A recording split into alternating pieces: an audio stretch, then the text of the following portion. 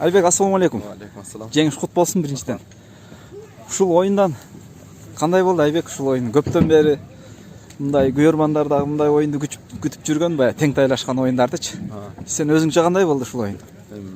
Ойнап жүргөн эле команда. Күчтүү состав болчу.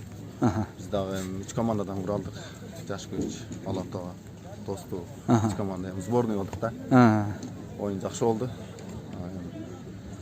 Бирок жеңсе керек деп аттым өзүчө.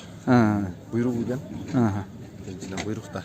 Айталам, кайгыга буйрук берсе ошондон. Буйруктан жеңип алдык. Баракелде.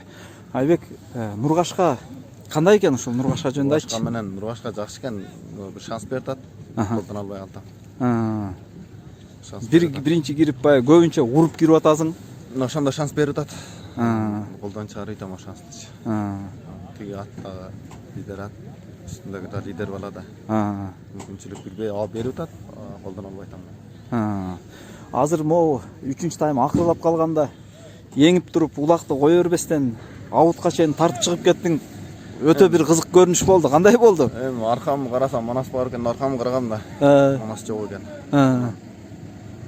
Убакытка дагы неме кылайын деп иштеш керек. Канса чыдадым, чигеттик. Өзүң да кулабай же эриң обуп кеткен жок иши кылса. Эр обуду чигеттик. Баракелде. Кудай буйрса, эми финалда. Финалга кандай көз караш Айбек? Бардыгы oyuncular эчтеке деп айта албайбыз. Бардыгы буйрук, Алла таалам буйругу да. Насип кылган команда утат. Алар да утабыз деп кирет, биз да утабыз деп киребиз. Буйрукта.